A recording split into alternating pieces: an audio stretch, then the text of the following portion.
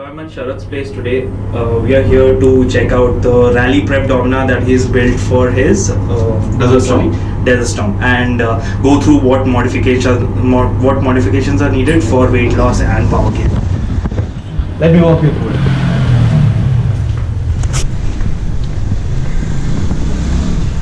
So while we're going to talk about the Dominar, first we would want to talk about Firefly. That kind of gave me the initial run for all of it. Let me see a lot of India on the motorcycle.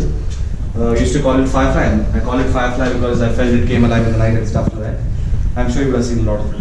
Yeah, and I can see it's marking its territory. Oh yes. But anyway, we're going to talk about July. So let's walk up there and then. Right. So that's how the motorcycle looks right now. There is some more fine tuning pending, but that's for later. Because what we realize is every time we work on a motorcycle, we try to fine tune it, we test it out somewhere, and then there is something that goes bad. So no painting, no plating, no polishing. 80% work done. The first thing that we did when we got the motorcycle was put spoke wheels. We went on to put a 18 in the front and 17 in the back.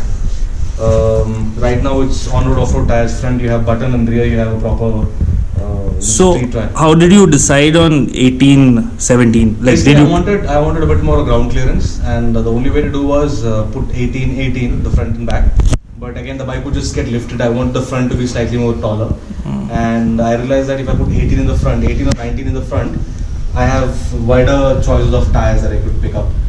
And what we did was we put slimmer rims. That way, a lot of motocross bikes have button tires that you could get from. Button or off-road tires that you could bring about. Correct. So, and that's a huge bash plate. Was that the next thing you made after the wheels? Yes. So we made, the bash plate just happened right now. We tried different designs, but all of it really failed. Finally, we have a aluminium bash plate that's holding on properly. For raid, we would have an extra piece added here. That way the side is also sorted. Okay. But for desert, I think this is good enough. So that came after the exhaust we did. This is the fourth iteration that we made. Previous one was a free flow. It was good, but then the mileage dropped drastically and we felt the valves might burn. So we made a pipe end-to-end is stainless steel, but we put a can in between and then put it on. It's not a complete free flow, so there's a muffler in between too. So it's like a twin exhaust kind of. Got it. So that would have contributed a lot to the weight loss. Yes, so the stock exhaust is about 13 kilos, 12.5 to 13 kilos. This end-to-end, the whole thing is about 2.8, 3 kilos. Wow. With the mount points and stuff, I think it's come to about 3.5. This we cannot lighten up, it's metal, has to hold it. Later we might try to put from inside and then stick it up, that way the extra metal can go. So first were the wheels, then came the foot pegs. The stock Dominar foot pegs are somewhere here. So we moved it to the front. That way you can stand straight and work on the motorcycle. Got it. So with that, you would have had to change the handle also, position? Yes, so with the foot peg change, then the handlebar had to be changed. We tried different angles, but then finally we made a custom handlebar that would go with this motorcycle. Whatever was available, stock was not really user friendly. Either it was wide or tall. So if it was wider, I had to go like this at the turns. Here it is proper for me, for my height, my body line. It was comfortable. I'm sitting straight. If I'm touring and I need to just loosen up my body down, I could do it. If I'm rallying, I could just sit straight and then do whatever. It's not like a proper off-road motorcycle because this bike is not, but it's come to a level where I can really fight out the place right now. Got it. And now the seat, foot peg and handlebar geometry is much more relaxed than the stock one. Absolutely. So earlier it was not really comfortable, but now it's come to a level where I can manage. I would want to change the tank for sure because it's still I'm sitting way far from the tank. But that is not something that I want to do right now. I would maybe do it later after Desert Storm because we have way too less time to build on that.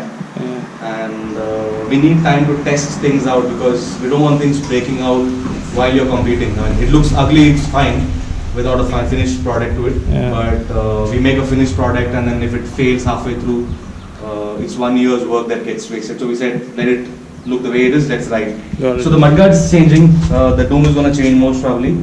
Waiting for the parts from AliExpress, I think it's come yesterday, I need to go pick it up.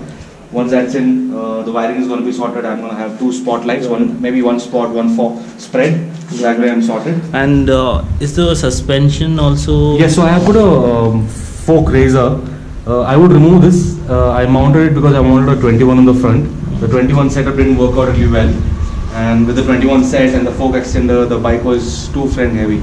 So we're trying to make a lighter version of it. If that works, I would keep that, or else I would just remove it. Got it. And otherwise, the suspension front and back, have the springs been changed or travel has increased? Definitely, yes. So the rear one, I'm not going to give you the specifications for it, but the rear one has been totally changed. It's not a stock suspension. It's custom tuned for my weight, the bike's weight, and the terrain that we're going to ride.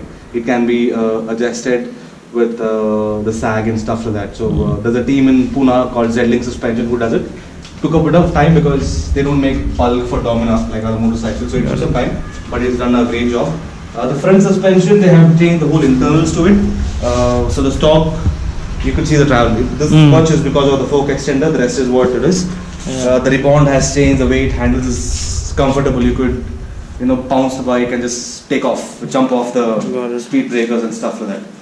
And the clearance has also increased, right? Definitely, yes. So actually the bike is inclined, so we can't tell how.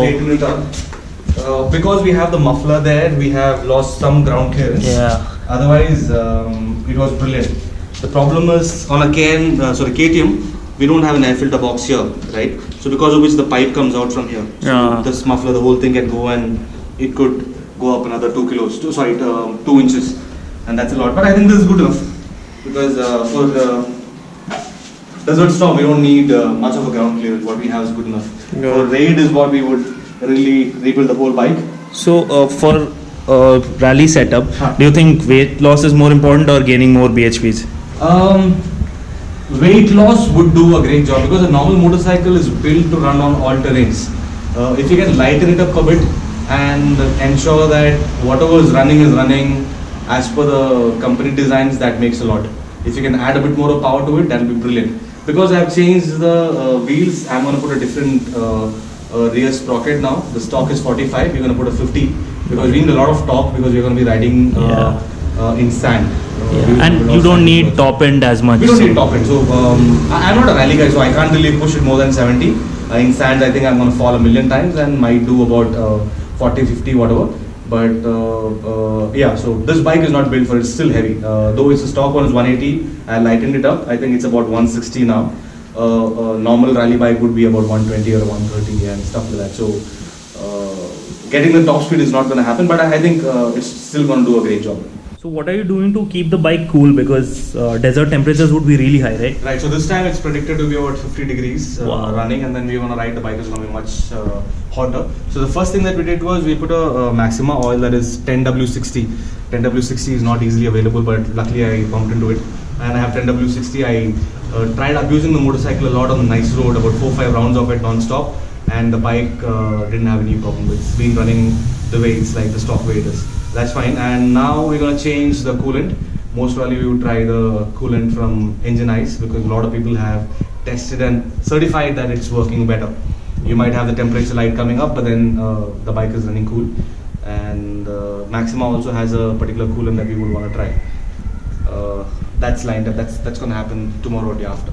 Plus brake pads, most probably EBC brake pads, synthetic brake pads, so that it could last a bit longer compared to the normal one.